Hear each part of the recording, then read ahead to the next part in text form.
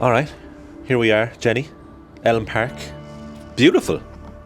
A very nice place to be. Yeah, this is quite nostalgic to be sitting here again and overlooking the tennis courts and the golf course, and takes me back to my young days of tennis, because this is where it all started for me. Yeah, the series we have is called You Made Me. This is the first non-football one we're doing. Something different vibe. Yeah, very. We have the coffees out. Yeah. It's very relaxing. But it wasn't so relaxing for you in order to make it as a professional tennis player from Ireland, because you were part of a very rare breed, and we got to establish why that is the case today in this chat, because it is phenomenal what you achieved. Yeah, I mean, I think it was a sequence of a lot of, not luck, but situations and opportunities like that my family really helped create, and this was where it was facilitated. This is where I learned to play tennis. This is where my mum spent hours and hours with me here, trading, crafting my trade, up until I was about 16, 17, when I moved then abroad. So this is kind of where it all started for me. So it's actually lovely to be back here. But yeah, I mean, when you talk about the depth of the professionals in Ireland, it doesn't go very deep. That pool is very shallow. So I'm sure we'll get into that. Well, let's get into it now, and then we'll go back to it. And the first big question is, why is it such a shallow pool of professional players when you turn around in Ireland and you'll see a tennis court? It's the $1 million question about tennis in Ireland. There's so many reasons. It's not just one particular reason, but it's been harped on about before. Like, the facilities in Ireland just are not adequate enough. We don't have a main tennis facility in Dublin or in any of the provinces where elite players can go and train. It ends up being that we have to travel abroad, leave our families, leave your education, friends, everything behind, and move abroad if you want to make it as a pro. Yeah. I think also we're competing with a lot of other sports in Ireland that are more popular, and team sports as well. Tennis is an individual sport, and you have to kind of show a bit of talent at a younger age. And at a younger age, a lot of kids are playing many sports, so it's hard to identify that unless you really rabbit hole down tennis. You're playing 5 times a week when you're under 12. Like that's not happening across Ireland, despite the fact there's so many tennis courts. And then another issue definitely is the lack of tournaments that we have in the country. When I was growing up, when I was kind of under 9, say, I was at the top of Ireland.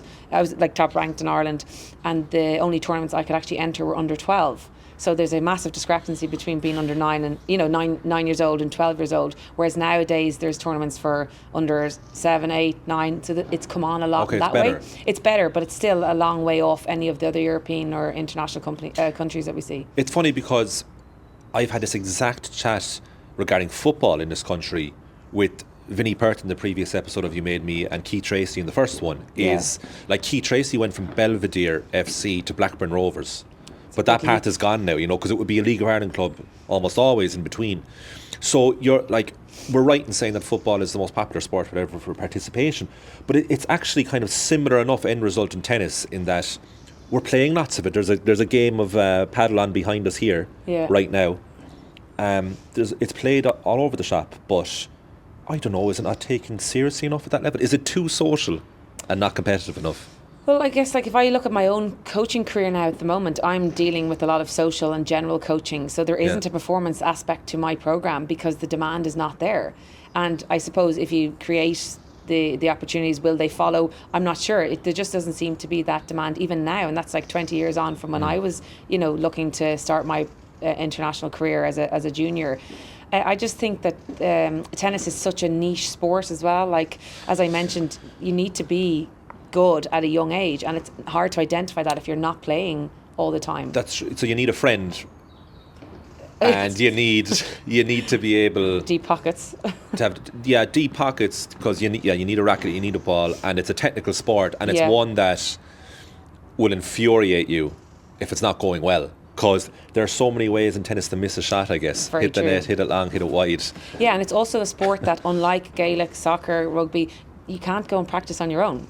The only stroke you can really practice is the serve on your own, unless you have a ball machine, which not everybody has. Or a wall. A wall. But even still, you want to be measuring it on the other side of the court. Yeah. So you do need someone to play with. And also, as you said, you need to be able to craft the skill, the technique. There's so much involved in perfecting your tennis game. And you don't have to be the most perfectly technical tennis player Yeah. to make it as a pro, but you need coaching, and then coaching is expensive, and how much coaching do you need? And like it's also quite expensive. I was chatting to my parents about this and saying, if it wasn't for them, how would I have been able to pursue my career? And like really we relied heavily on my family to get me there, and it was a sacrifice for them. I've got 4 brothers, and all of the finances were going into my tennis career, so thankfully I made something out of it. Well, that's a perfect segue into the Claffey clan. Yeah. So we met your brother Aidan here just before we started filming, and Aidan is a very accomplished individual. So Yes. in Ellen Park here, where we are right now, he's a champion in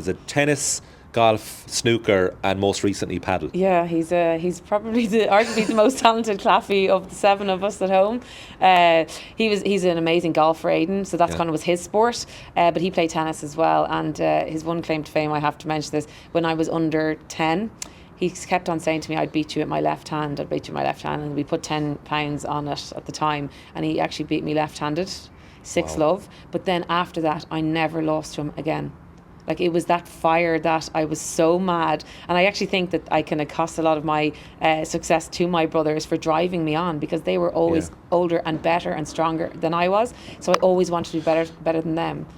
It's a nice turn of events that Aidan, your brother, beats you 6-love at one point, and then you beat future 3-time Grand Slam champion, or Grand Slam finalist, I should say, Ons Jabeur, 6-love yourself. So look, we're here to talk about Jenny Claffey, not Aidan Claffey. So how does someone like Jenny Claffey, coming from Ireland, have such a rapid ascent in tennis in such a short space of time? And people, I think it's fair to say people might not know the story, but you're talking like you're in the thousands in ranking, and then you quickly go up to as high as 646 in the world, which is remarkable.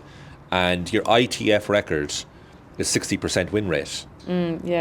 So we got to start from the start there in that journey. How the hell did you do it? Because you did it in spite of this country, not because of it. I mean, do we go back to when I was a kid? Like, nothing ever happens. Success doesn't happen overnight. It was a long, from when I was 4 years old, the dream was always there. Like, when I was 7, I remember drawing on a painting that said, like, Wimbledon is my dream, I'll play it soon and win it. Okay. And it was on my wall as a kid, like from 7 years old. So it was always in an intrinsic drive within me to be a professional tennis player. It wasn't like, I started playing tennis and thought, oh, this is it. Like, it was from a really young age. And I was always competing from as young as, I think, saying under 9. That was the youngest competition I started playing. And from there, the passion for tennis for me was just like born, and I wanted to win. It was like the winning and the feeling of hitting a tennis ball, and it was just like I loved being able to outsmart an opponent. It was like tennis is like chess. There's an element of such tactics to it that I love. I love the game of tennis. Like when people say it's a game, I mean it's like you're playing one step ahead. You're always trying to outsmart the opponent. I love that part of it, that side of the game. But it all started from like a young kid, having that dream, and then from then on, it was always the dream. Always the dream. What do you love more, competition or tennis? That is a great question, because post-career, I still think it's competition that I really love. But having not been able to play tennis over the last few years, I feel like it's tennis competition is the perfect match, because I was like at one stage so good at tennis. Okay. The competing was just a natural part of it, and then with that comes winning. You should ask, is it winning that I love more than competing? Which is the answer? I still think it's competing. It's that nitty-gritty, figuring out how to win. Yeah, I think it's the competition, but winning comes with that. What type of a story are we about to embark on here? Is it a happy one? A sad one? I would probably look back and say it was a sad story. Okay. Ultimately, the journey was not a sad one, but the ending was sad. It was sad. It was all taken away very abruptly, and it left with a lot of what could have been and how far could I have gotten. A lot of questions that are never going to be answered. So you can only really speculate. And a lot of people talk and say how far you could have got, but like ultimately, we're never going to find out. So in that way, it's a sad story. Bittersweet. That's a nicer way of putting it. Because you were told by a coach of some renown that, Jenny, if you keep this up, this is when you're fit and healthy and well and ascending in the sport to the 600th ranking, like worldwide again, that's huge, that you have the game to be a top 10 player worldwide.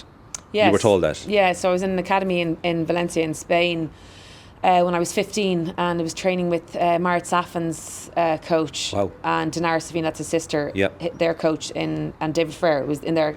That's a hell of a CV that coach has. Yeah. And he was coaching me, I remember, over a course of like a few weekends, and he said to me, one of the coaches said to me, I've got volleys and touch of a top 10 player, right. And the other coach said, no, you've got the game to be like a top 10 player if you keep this going. And I remember Dinara Safina like hitting with her, and her saying afterwards, like, I want to play with her again, like she's good, like she's going to be good.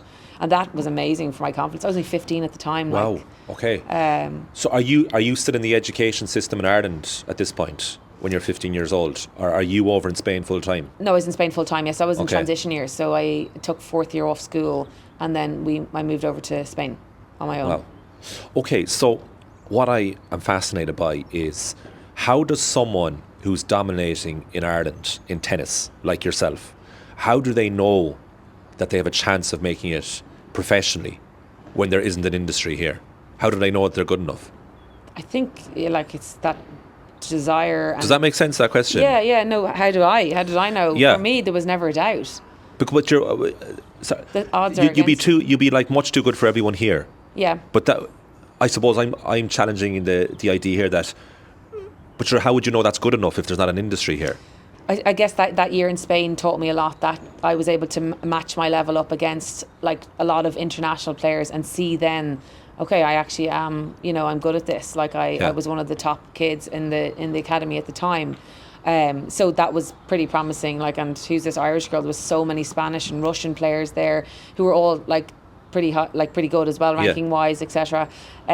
So when I went there, that kind of gave me even more belief. And then, as I said, like those kind of comments, okay, they're just comments that coaches make, but that made a huge difference to my confidence, because when you are abroad and other people see you, you're like, okay, it's not just my belief, my intrinsic belief, my family, my coaches in Ireland. It is other people internationally seeing my ability. And that was a massive driving factor then. So Elm Park has Jenny Claffey playing as a young person. So this would be kind of going into your teenage years. Yeah. You're playing here. Yeah. And is word getting around about your talent here? Are people whispering about it? Are people having aspirational views of what you could become?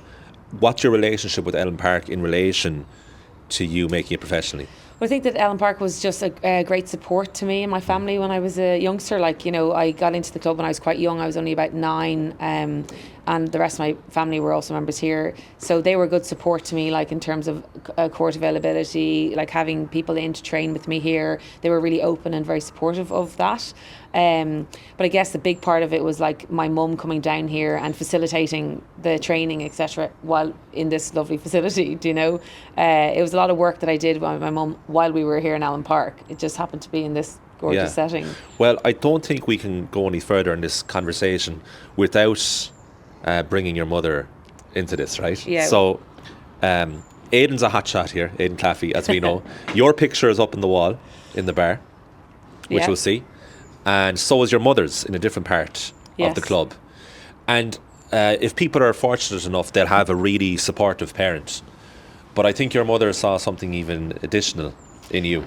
Yeah, my mum was just amazing, and always believed in me from a kid. But I think she saw that I was so driven myself that she just, as I said, facilitated that. She never had to push me.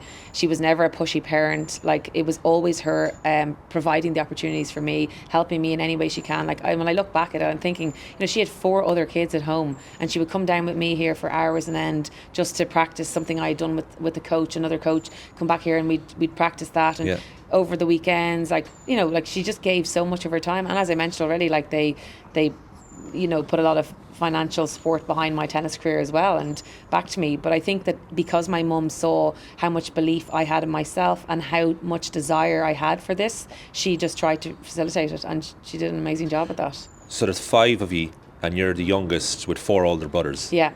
Yeah. That must be incredibly competitive growing up. Very, yeah. I think that again, another reason I think that I had so much success in tennis was the fact that I had my brothers to push me.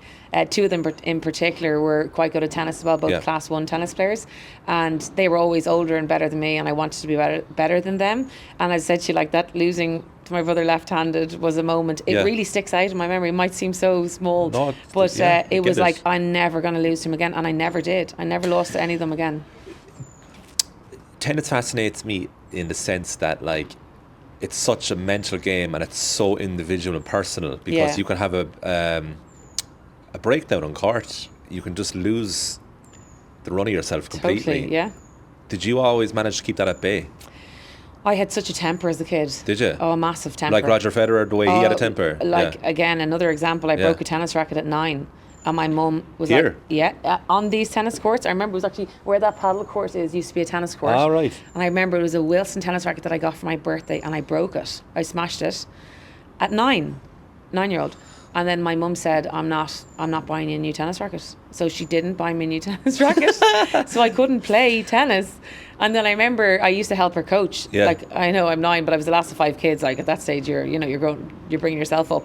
And I used to get £10 on a Tuesday, and I worked till I got a new tennis racket. And I never broke a tennis racket after that. But to be fair, I always had such a...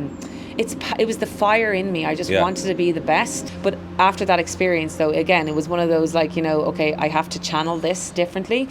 But the biggest experience that changed my kind of on-court temper was when I was 12. I went to Holland with a coach I had at the time. Okay. And we went to an academy over there. She was friends. She had a link over there. And before she got there, she told the coach, listen, like, Jenny, she's, like, quite talented, but she's got some temper, like, so apologies in advance. And the first day on the court, obviously, like, getting annoyed when things weren't going my way. And at the end of the week, anyway, the coach went back to my coach Maurice here and said, like, we don't mind that. That is not a problem, because you cannot teach that passion and drive in that in the belly, that fire in the belly that you get. You can't teach that with kids. So she was saying, we just need to learn to channel that. And then from then, we started kind of like trying to manage the temper. But it wasn't until I went to a sports psychologist, really, that I kind of, at 16, that I was able to then... Who sent you to a sports psychologist? At the time, that was kind of when I come back from Spain. So my eyes were opened, in Spain, and I'd seen like what could be. And I wanted to then have not the best of everything, but to explore every avenue that was going to, give me that extra 1%. So I went to Enda McNulty at the time. Oh, right. Yeah, at 16. And he kind of was the first of the sports psychologists that I had seen over the course of my career. So we kind of started to learn to channel my temper then. Wow. What was more natural, your ability at tennis or your competitive nature? That is a great question. Because I think my competitive nature. I think so. Yeah. Because subsequently you've done, you're a footballer now. Yeah. Winning all around you. Every time I look at your Instagram, you have a new trophy that you're celebrating it's the team, of a weekend. Sevens, rugby. Yeah. You were into at one point. And then you were on a TG Catter series as well. Yeah, and then paddle. Like, I think that... And paddle now. I think that... Paddle for Ireland. Paddle number 1. Yeah, well, I think... that's what makes me say it's the competitive nature because of what I've done post-tennis, But at the time, like, I am very lucky to have got talent in tennis, but also the hard work, that attitude that it takes to get to the top. So, the moment comes when you're in your mid-teens and you have a conversation with your mother and you're like, how can we take this a step further? Which is amazing, because it's such an individual sport, and it can be quite lonely, I imagine. And I suppose you want your kids to be involved in team sport as much as possible, but your mother saw something in you that you can actually make it professional, but it's not going to be here. Yeah. That's a huge decision.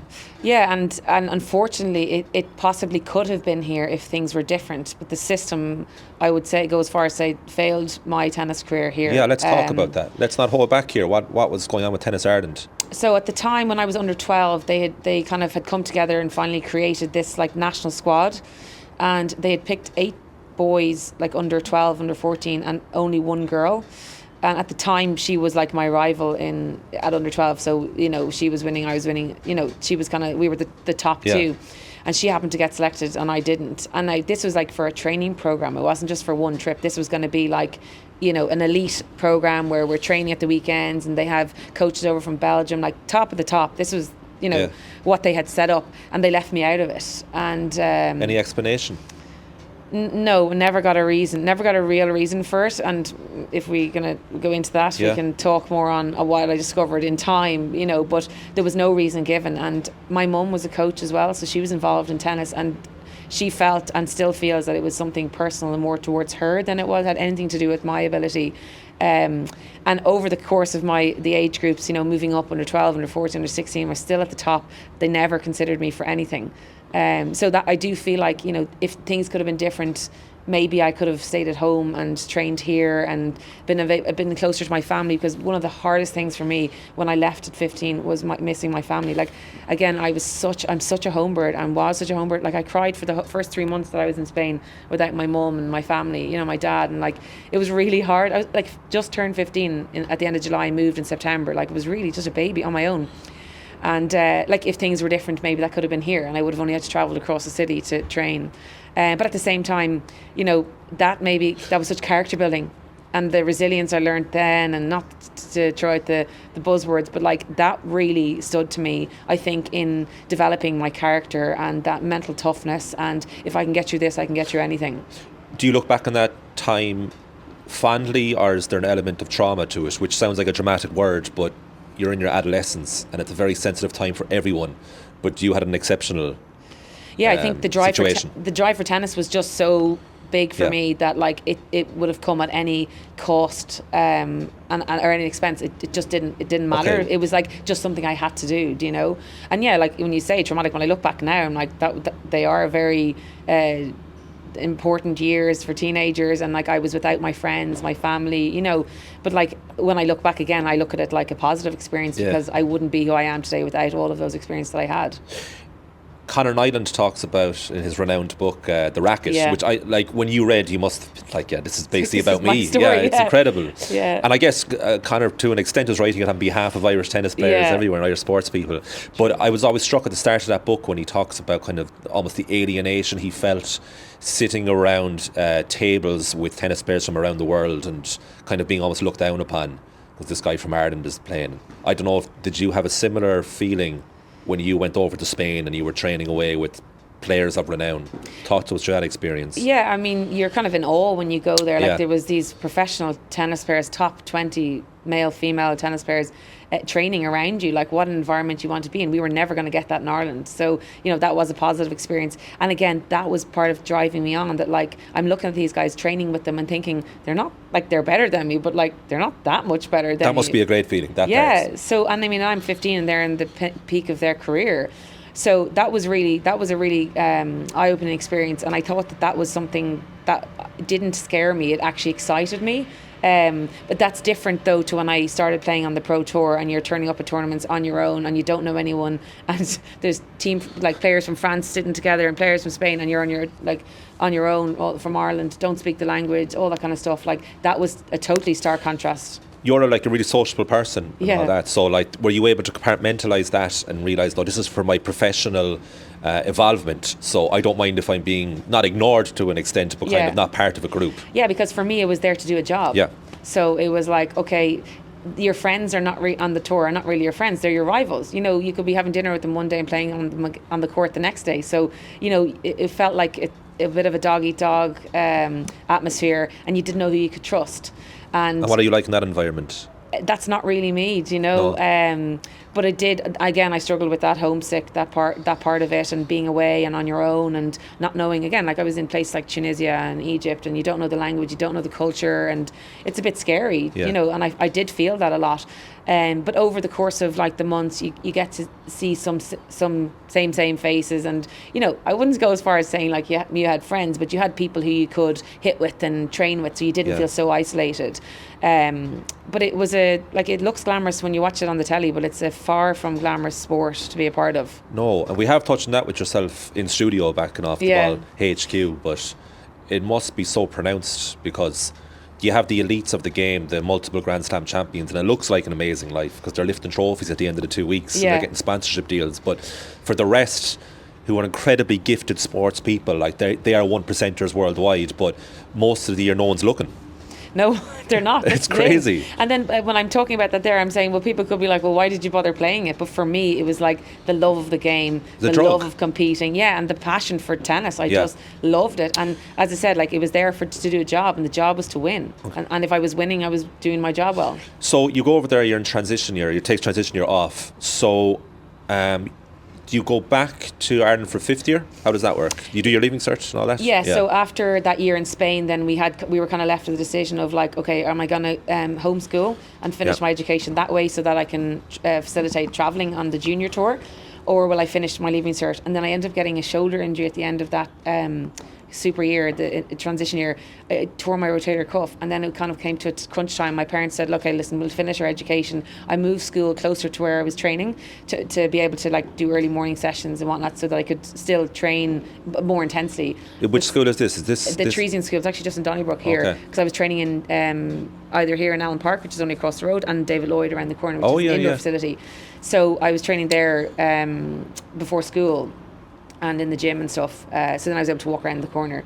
So that was great to have that. But at one part of me was like, I'm missing out on playing on the tour here. But I ended up being injured for nearly a year at that stage. So that was near the whole of fifth years. Wow. Yeah, which was kind of a really important time. Yeah. And then in sixth year, the decision was, will we homeschool or will I finish? And it was kind of like, we've come this far. And then ended up getting glandular fever then for 5 months.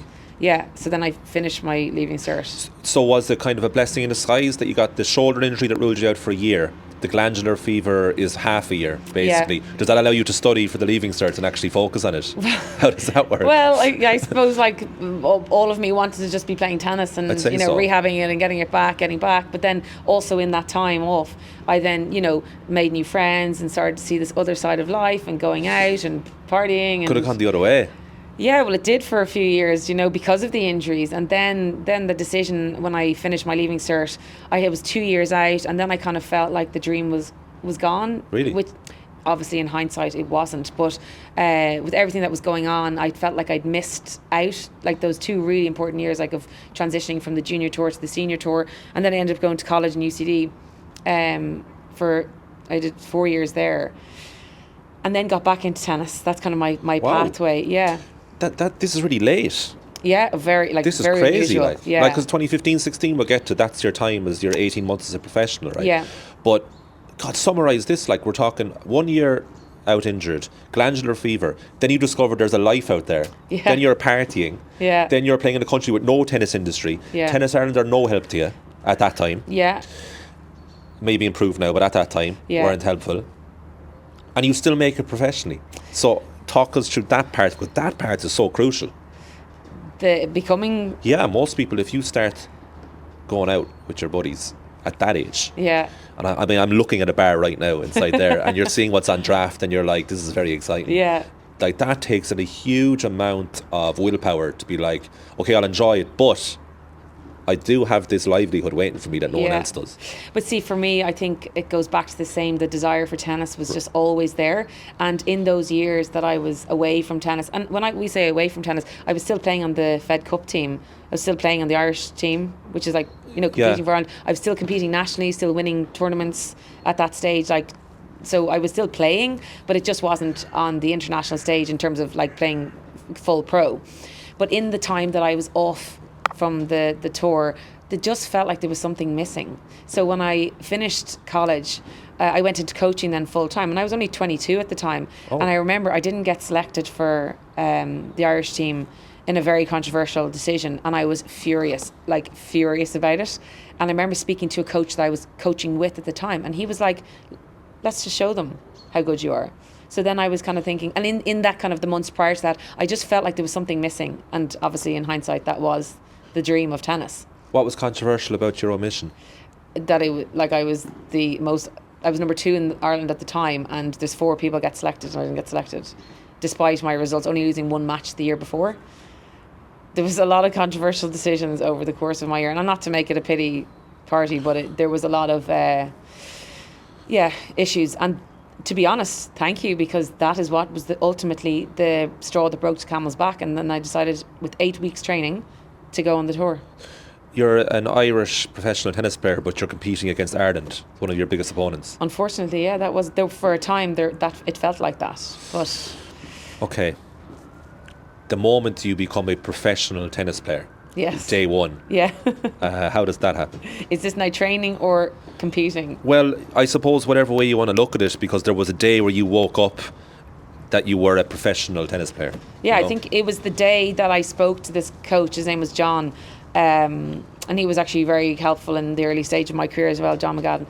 He said to me after I was giving out about not getting selected, he was like, well, let's just go and show them. And I was kind of like, what's he talking about? And he was like, let's go on the tour. And I was kind of thinking like... You can do that? I'm like, how? Like, I was like, I'm now 24. You know, I was like, that ship has sailed, I kind of felt. And he's like, you're good enough, you're fit enough. So he's like, let's put a bit of training behind it and see what happens. And I remember the conversation happened up in Leopardstown, and I remember being like, is he for real? So I went off for the week and thought about it, and we had a hit then, and we trained for 2 hours the following week. And he was kind of like saying, have you made the decision yet? And I was like, are you being serious? I really didn't kind of think he was. And then I was like, oh, well, let's do it. So then we trained for 8 weeks. So then from that moment on, then we got a few coaches to help, designed a fitness program. And as I said, it was an 8-week training block I did while still coaching full time. And then we picked a tournament, and it was in March was my first tournament in Tunisia. And yeah, 8 weeks of training, we decided to turn up.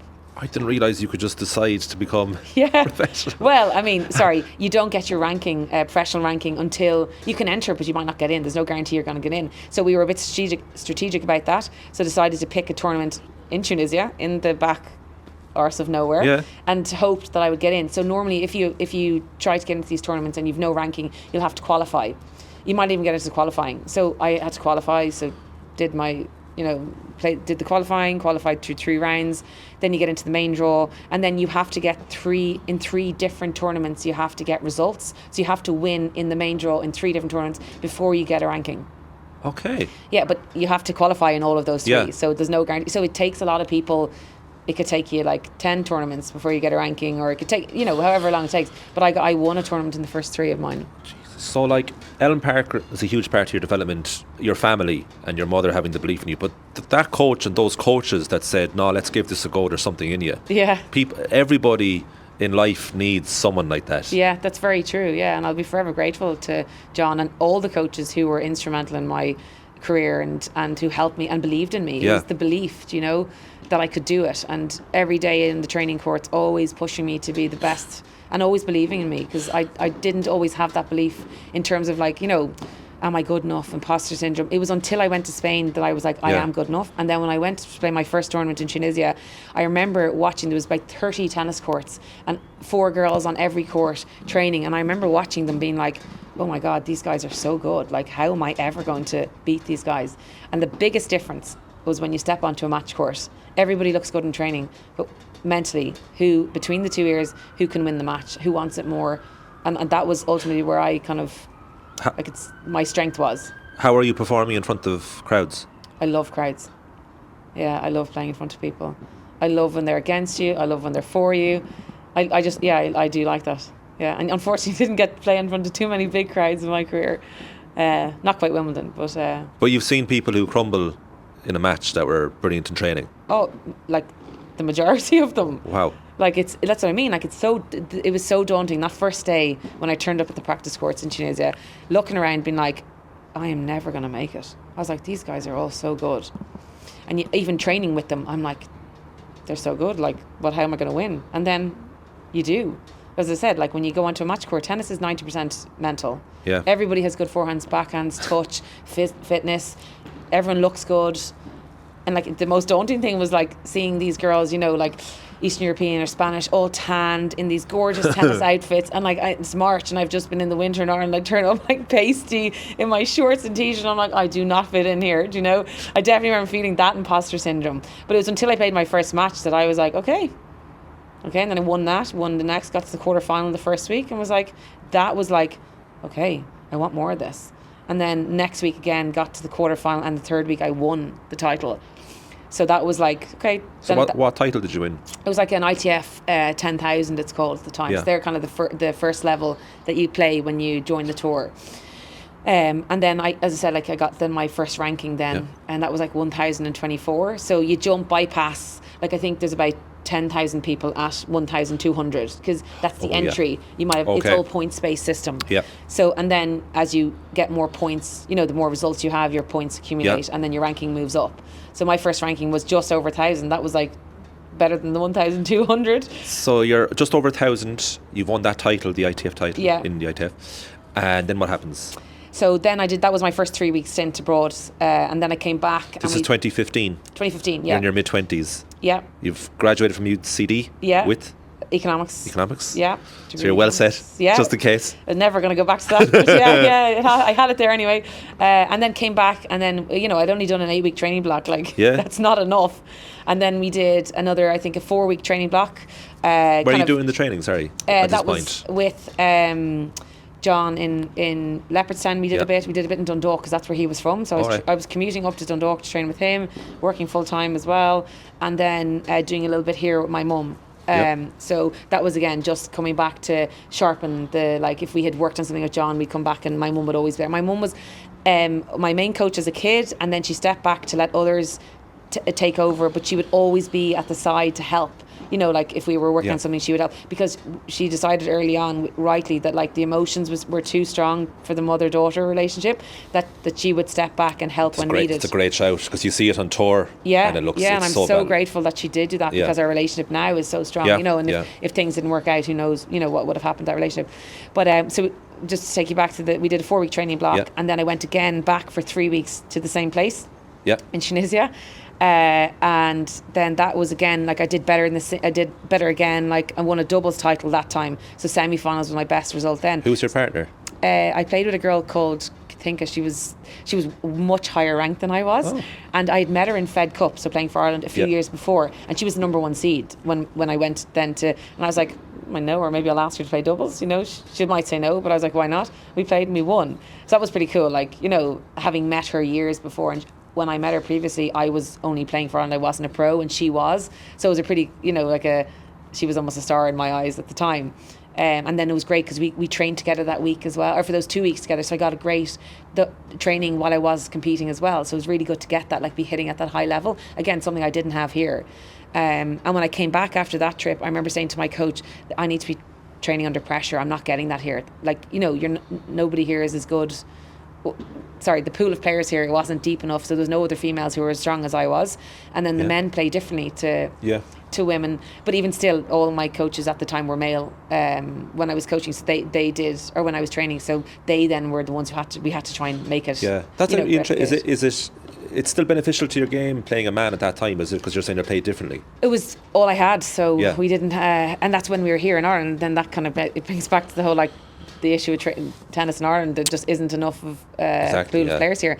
But what I needed at that time was to play under pressure, because when you go to play a match, it's all well and good being the best here and you're winning points easily. You go away and people are getting back your shots that aren't coming back when you're training here. So that was actually a really good learning curve. So we did a lot of stuff around that and whatnot. And then I ended up getting a bit of an injury then. So that stopped. That was kind of the summer of 2015. So after playing 6 tournaments, I got a bit of an injury, so I was out for a few weeks. I had to have surgery on my toe. So this is now only 6 tournaments in. So 6 tournaments in. Yeah. This is now, at this stage, are you up to 646? No, at that stage I was 820 or 816 was my ranking then at that time. In the world, yeah, and I think the toll on my body, the ramp up of training and match, you cannot replicate the physical toll in a match compared to training. It's just not the same. I ended up getting I had a lot of issues then, so I had to come back and take a break, which was really frustrating because I was on a roll then. I was winning, and I really got the grow for it then. I was like, I'm winning, this is going somewhere. Is word getting around back here that Jenny's doing well? So at the time when you start off, everyone's are they? Yeah, 24 starting on the tour, it's a what dismissive. Totally, yeah. And Irish people are they're begrudgers in a way, and it was kind of, I definitely remember hearing someone saying oh, well, you only won that tournament because it was in Tunisia, no one's over there playing. I'm like, well, You still do it. have to win 8 matches. It was 3 qualifying, 5 main draw. Like it doesn't matter. You're playing yourself ultimately. You're playing the opponent, but Yeah, I get you. Yeah, I remember hearing that and just laughing at that and thinking like, here's the racket. Then you try it. But that doesn't deter you one bit. Not at all. No. What other people? No, like not at all. Who else is doing this? Exactly. Like, and that was another thing as well. I felt very much like I'm leading the charge here. Like no one else is doing this. And I'm doing it without the help of anyone except my family. And I mean, when I say that, I mean the support of Tennis Ireland. Only when I had started to win, and like after that, when I got into the top 800, then Tennis Ireland helped me out financially a little bit. I was going to ask you, do they come into the picture at any point? Yeah, at that stage then. So when I first joined the tour, I wrote to like the top 200 companies in Ireland looking for sponsorship. Wow. And of course, everyone wants to back a winning horse. So I got very little, I got a few responses, but I didn't get much support. Maybe one or two people ended up helping out. I had a GoFundMe page and everything. But Tennis Ireland didn't help out in the beginning. Like, it was until I had proved myself that then they wrote me a cheque for, I think, €1,000, which was half a week on tour. Yeah, it's crazy. It's crazy. And you never earn, your earnings, max earnings weren't ever going to match the cost of the week. When you're going up the world rankings, is it costing you to be a professional financially? Oh yeah. Because I had no main sponsor. I had clothing sponsor, I had racket sponsor, I had the gear and whatnot, but I had no main financial sponsor. So which was really like that was the hardest part of it, because I was coming back in between playing on the tour and trying to coach to keep myself going. And obviously my family were helping me, and I said I had a GoFundMe page, and actually a few members from Allen Park here helped me out very kindly. Nice. Which was really great. Like, that's, every €1,000 was nearly a week on tour. So if you were earning something whilst playing, you were able to keep yourself afloat. There was rarely breaking even, never mind making money. But you're not bothered at that point, because you're moving up the rankings. Yeah. I mean, obviously it would help if you make money, of course, but you're so determined. I knew that would come. Exactly. You're backing yourself. Yeah. This is an investment in you. Yeah. And so take us to the point of your highest ranking. So going back to that, I suppose your lowest ranking, lowest, i.e. highest. Yeah. Well, sorry. After that injury break, I said I had to take a bit of time off the tour. So it was maybe like 6 weeks later I went back on tour again. This time I went to Egypt. A whole other story there. But there again, I won a title, and I think it was after my third title then. Yeah, it was that one, that my ranking, I got to my peak ranking of 646. And that was incredible. When I won that tournament, I really felt like I'd beaten some really highly ranked players. Like, I think the top player I'd beaten that tournament was 275 in the world. Wow. And I remember going out to play her thinking like, I'm going to beat her. I remember being like, that week I was in flow. And that was the first week I'd felt that, like, I don't know, like level of, it's hard to explain it, like, where it was just like, this is me, this is what I'm going to do. This is just a process to get me to the next stage, and I'm going to beat anyone who comes in my path. And I was winning a lot then. That I was away again for those 3 weeks, won a lot of matches. I didn't win every tournament, but I won a doubles title, won the singles title, got to the final of a double. So I was getting to the end of the week. So all that match experience was just giving me more and more confidence, because I'm playing so many different people, realising that, like, I'm better than all these people, and if I'm better than these guys, I'm probably going to be better than the next guys in the top 100, the 100 after that, and the 100, So as the rankings progress, it very much felt like I just need to get through these to get to the Grand Slams. And that was the path that I was on. Yeah. It was quick, it was fast, the ranking was dropping very quickly, people started to notice, then you start to get a little bit more help, and it happened really, really quickly. And then just as quickly as that, it ended. Yeah. January 2016, you're 646. Yep. 646, and I head out to did an off season then in December. Really trained really hard. Any Christmas for you? Any New Year's? Like Christmas with my family, but no. Like, I remember on Christmas Eve over in UCD, it was like lashing rain, doing these horrible sprinting sessions in the muck, and I just remember being like, this is going to stand to me. And I remember we went for coffee, and they had this, like, those Christmas puddings, the chocolate biscuit cake, and looking to my coach being like, they're like, no, not till you win the tournament. And I remember being like, this is cruel, but I was like, but it's okay.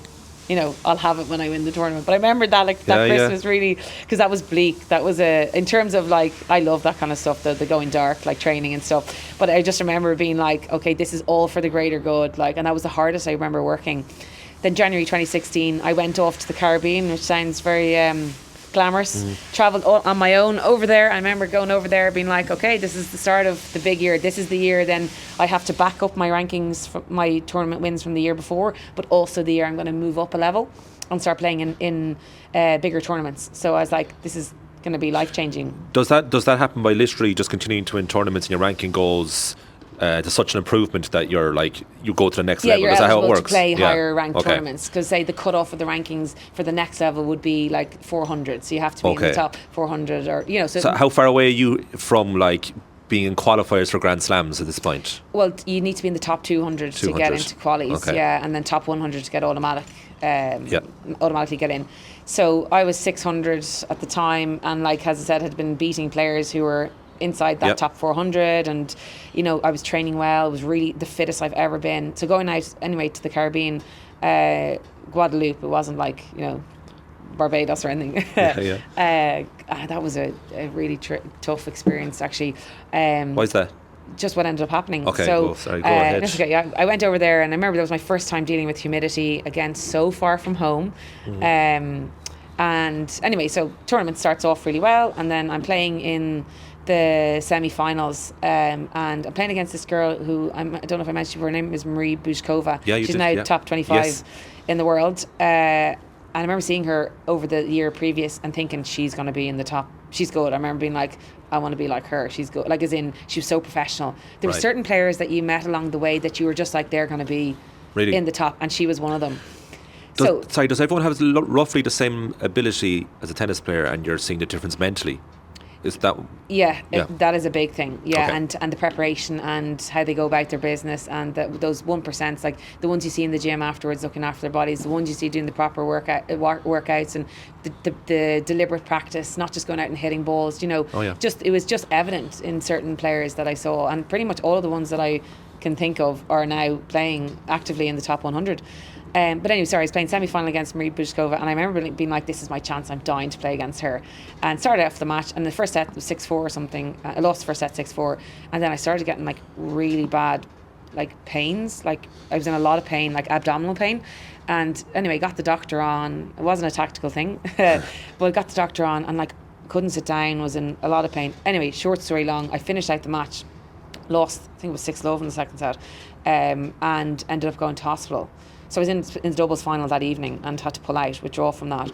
Ended up in hospital over there, and short story long, that was the start of having to get my gallbladder removed. But I'm over there, and then so I'm semi-final playing against someone I've been relishing the chance to play against, and then in the middle of the match that happens, and then had to pull out of the doubles final. So then was due to go to another tournament, another island the next day, but ended up having to fly home to Dublin, and then I was out for... That was like 5 months then, with a lot of stomach issues, and ended up being my gallbladder that I had to have removed. So that's mid 2016. So I missed like 5 months tennis now, having only played 9 tournaments at this stage, and won 3. Like, the dream was very much alive heading over to the Caribbean. And then 5 months off, surgery. I ended up having 3 surgeries. The last one was then to take out the gallbladder. Decided to make a comeback. Yeah. So what stage is this? This is now October 2016, and in the kind of months when I came back after having the surgery, I was having a lot of problem with my elbow.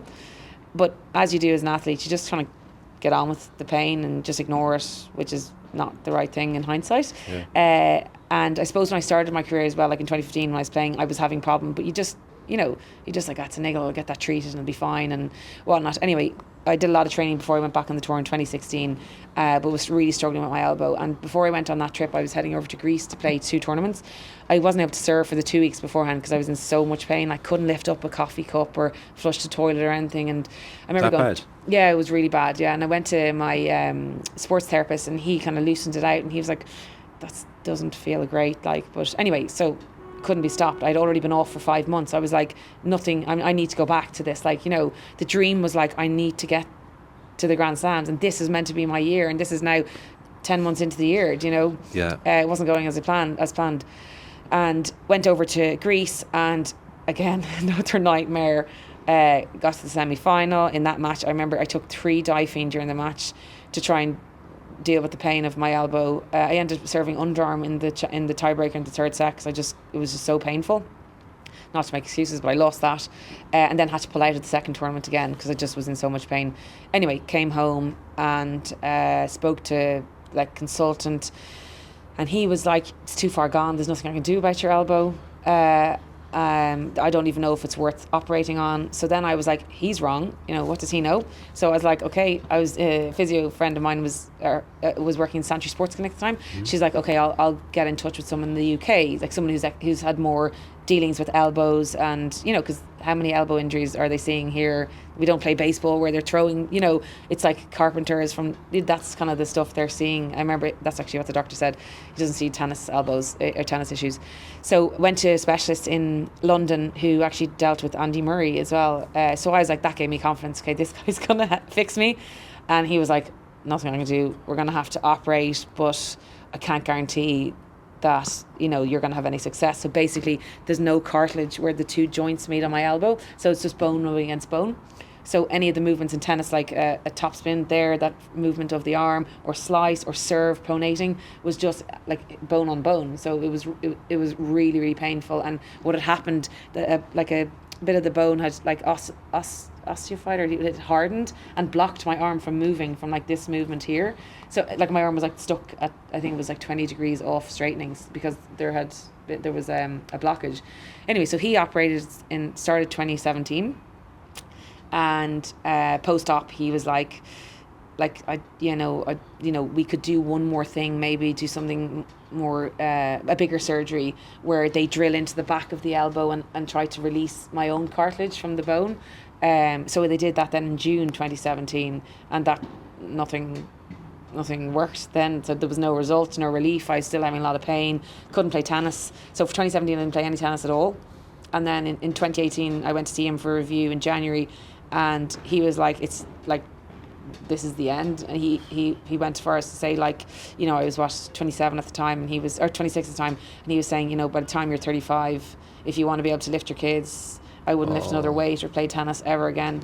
That was I remember him saying that, and I was like, is this guy for real? Like, I was like, I'm heading to Wimbledon. That was what it was for me. Like, so that was incredible, like so surreal. And I remember I went over on my own to London. I remember leaving his office and just walking around the streets in London being like, it's over. Like, that's it. It's over. Is this? And then I remember being like, it's not over. Like, I'm Jenny Claffey. Like, I can get you anything. Like, it's not over. I'm not done. The dream's not over. Like, how do I tell my coaches and my family that this is it? Like, it's, the dream is over. It's giving me goosebumps thinking of that moment. But I remember being in such denial that, okay, my tennis career is over, but my sporting career is not over. And I remember thinking, like, what can I do next? I'm only 26, I'm still young. And then that's what led me to the rugby sevens, but that's a whole other story, I guess. But yeah, it was that was kind of the defining moment where I was walking around London being like, oh my God, it's all over. That's it. It was so surreal, that feeling of, it was there 1 minute and the next it's gone. Has it been a while since you thought about that day in London? It has, yeah. It's actually quite emotional thinking about that. Because that was like, and I was in denial then for a few years after that it was over. 2018? Yeah, 2018, started 2018. Yeah. So it was... Where did you go that day?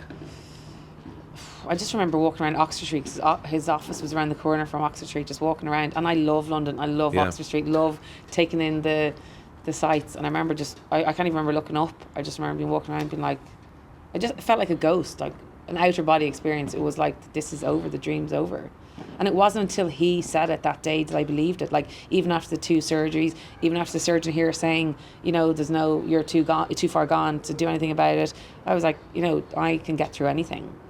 So, but I was in such significant pain, like, in one way I knew that how could I ever play to the same level, but at the same time I do have that superhuman feeling that I can get through anything. Wow. Yeah. What's your relationship with tennis like then? I hated tennis after that. for, oh God, I remember when my career ended, I was like, I don't want to be in tennis at all. I don't want to be involved in tennis coaching. I remember meeting people from every industry. Like every industry, I looked at so many college courses. I was like, I'm not going to be involved in tennis. I don't want to have anything to do with it. And I remember meeting all these people, and it was just like nothing ticked the boxes the same way that like tennis coaching did, or the obviously it's competition, everything that goes with, you know, what you miss from it. But I remember being like, nothing is ever going to replace that feeling of tennis. But sorry, in terms of career, I went back to tennis like 3 years. I kept it up, but 3 years later I kind of started my own business and whatnot. But it took me over 3 years to even want to look at a tennis court. And I remember in 2019, friends of mine had tickets to Wimbledon, and I was like, I don't want to go. Wow. Yeah. Wow. And now I would give my left arm to go, but at the time I was like, I'm not going. And I went to visit her in London, and I was like, I'm not interested. Centre court tickets. And I remember like, I don't want to go. And at the time I saw those 3 years, I saw my career as a failure. It was a failure because I didn't even want to talk about it, because it was like, I didn't succeed. To me, that was the failure, what happened. In hindsight now, I can look back and see what I did and what I achieved in such a short space of time was really special. But at the time I was like, I don't want to talk about the fact that I was a tennis player, because I never made it. What are your thoughts on fate? Yeah, like, I mean, I'm the happiest I've ever been now in my life, you know, so everything that happens, and not to say everything happens for a reason, but, you know, tennis has given me everything. I have a business. I met my wife through tennis. I have everything I have now. Like, I'm involved seeing my mum every day in coaching. You know, it's given me everything that I have now, so I can see it for what it is, and how lucky I am to have had the opportunity. So many people don't get that opportunity. So yeah, I guess now I appreciate it, but at the same time I'm like, why did that happen? Really? Yeah, like, yeah. That period, so 2018 to 2021. Yeah. Before you set up your business. So you set up second year of COVID. Yeah. So like the whole country or the world goes into lockdown in March 2020. So we're getting you at a low point there, yeah, particularly. That was also, yeah. Well, in a way, it actually made me deal with my grief, and because it is grief. Yeah, it was. It is a death of sorts. Yeah, well, I had a massive identity crisis as well. Did you? In 2018, just to say, I joined the Irish Rugby Sevens then for 6 months. Was it an interest in rugby? You just wanted something to fill the void. It was something. Like, I never was interested in rugby. I'm not, like, that physicality doesn't appeal to me, despite being, you know, 6 foot and very strong. Yeah. It wasn't the sport for me, but they were in the Olympics, so I was like, well, if I can't get to the Olympics with tennis, I'll get there with something else. And I was like looking at all the sports, and I was like, well, that's one I could transition into. I'm fast, I'm strong, you know. So anyway, I got scouted for that in the end. Okay, whoa. And joined the program, and then I ended up breaking 5 bones in the 6 months. Jenny Claffey. Ended up like, I made a glass. In hindsight, I'm like, what did I ever do in playing sports? And then had to retire then that summer. And then I had a massive identity crisis. Like, I now don't have professional sport, and now I'm nearly 28, and I'm like, who am I without sport, without tennis? So the rugby delayed the grieving process a little, and this is an extreme analogy, but it's like, because it's a drug, the whole thing is a drug for you, right? Yeah. So you're like, you've given up one drug, but you're trying to replace it with another. You want the hit. I need the hit. Yeah. You're an addict. Yeah, it's fair to say that. Yeah. And then I suppose you went into involuntary rehab, so to speak. Exactly. Yeah, I found therapy. Yeah. Yeah. Well, I mean, like, it was a really tough time. Because Jenny, that's so lonely, like, because you can't even be comforted in the fact that the world is talking about this great tennis player that never was. Because it wasn't to that level. Even though you achieved what pretty much no one else has done, virtually. You know, there's a handful of other Irish people who have done what you did. A handful. Yeah. Like Conor Nyland, first round of Wimbledon and all that, and James McGee and Simon Kerr. Like, we've had there's some great individual stories, but you're right up there, and you're on the cusp of being an entity in tennis worldwide. Yeah, I mean, like you said, I couldn't take any comfort in the fact that, like, well, you were a really good tennis player. Like, you could have been into Wimbledon, because, like, at the time, I couldn't see that. Like, I couldn't see beyond the fact that it was taken away from me, and it wasn't my choice. You know, it was. it was just overnight, like all over. Yeah. It's like waking up from a dream. Like it was like, But at least you weren't told you're not good enough. that would have been easier. Would it? Yeah, Really? definitely. Because like at least you can work on that or try, and if you're not good enough, you're not good enough. I Yeah. was good enough. Is it bigger regret that you didn't become professional earlier versus the injuries that you got? This is definitely, Yeah. I think in hindsight that's the only regret that I have, is that I didn't go on the tour at that 18-year-old stage. Like I think, you can say things would have been different. I might have got another injury. This injury could have happened earlier. It's a degenerative issue, so it would have happened eventually.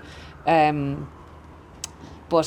I mean, if I went at 18, it's hard to say that, because at 24 I went out there, I was mature, I had a mature head on my shoulders. I knew I was there for one reason, and that was to win tennis matches. Yeah. It wasn't like, oh, I'm going on this journey at 18, and I'm living off my parents' money and I'm traveling around the world, isn't this great? It was very much a specific role that I was doing, and Yeah. I think that stood to me, and that helped, because like I was living in an apartment, I had my life set up, I had a job, I had a boyfriend at the time, it was all like everything was set up, like, so why would I leave that life behind to go and be a pro? So I do think that stood to me, because it was that drove me, whereas at 18 it could have been different. Yeah. But I still think I was good enough at 18, so yeah, I do wish, that's probably the one regret that I have, is being influenced by others and not going on tour at 18. And we're bringing it to this day as we wind up here. What's your relationship with tennis now?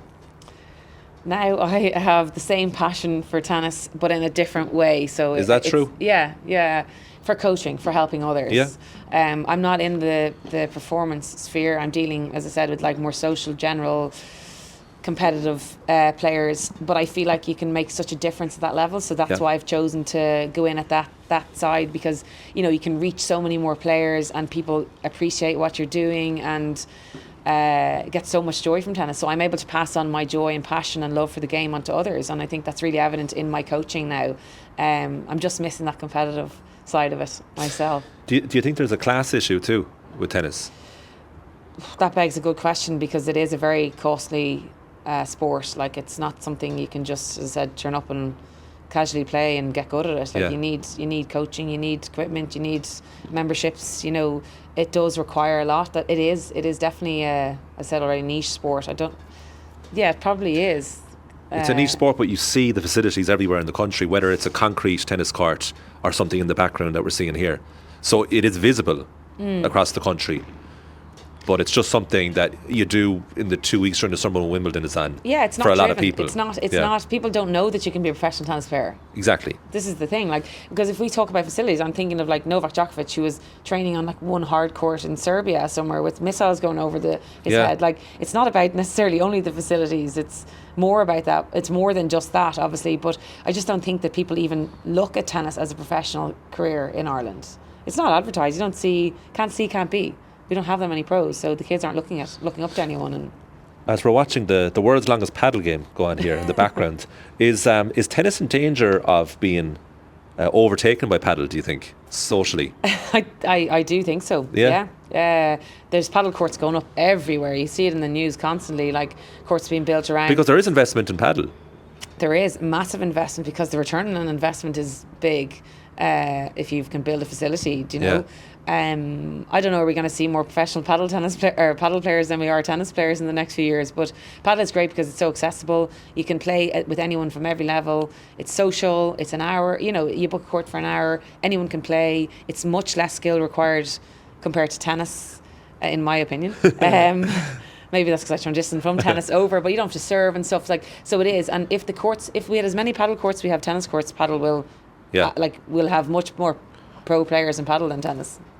So to wrap up, a couple of quick fire questions. Who's the most talented player you played against? Ons Jabeur. And look what happened there. Well, look what happened after I beat her. Yeah. Maybe that beating Spurred was the her one on, she needed. Exactly. She's doing this equivalent. She's doing this equivalent interview in Tunisia right now. There was a player called Jennifer Claffey. The Irish player. Yeah. She turned everything around.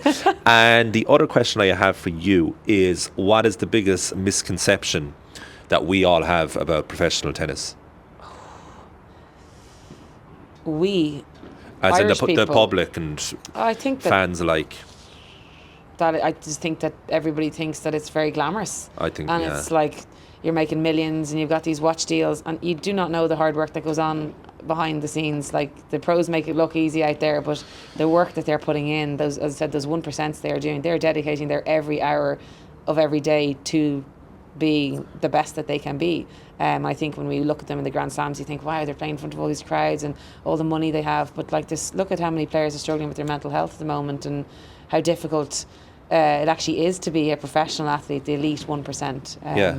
So I think that's probably the most common It misconception. always feels like tennis is warm and sunny and blue skies, but here we are sitting out and half outside freezing shaking here in yeah, November, because, talking yeah. about the beauty of tennis. And what you Yeah. wonder why we haven't made pro tennis players in Ireland. Exactly, yeah. And so very finally then, would you encourage your own family now to go into tennis if they had the acumen for it, if they had clear talent? Would you say, I'm gonna guide you in this path like my mother did? Like, everybody asks me that, like with Indy, my daughter, who's now 2, asked me, am I going to teach her tennis, or is she going to play Yeah. tennis? And I honestly am happy to facilitate her career if she has a talent and a grow for it like I did. But I certainly wouldn't be pushing her into it. I wouldn't. I'd rather her a professional in other sports than in tennis. But if she, as I said, if that's where she wants to go, we will facilitate that the same way my mum did for me. What a great way to end it. Jenny, thanks a minute. Thank you.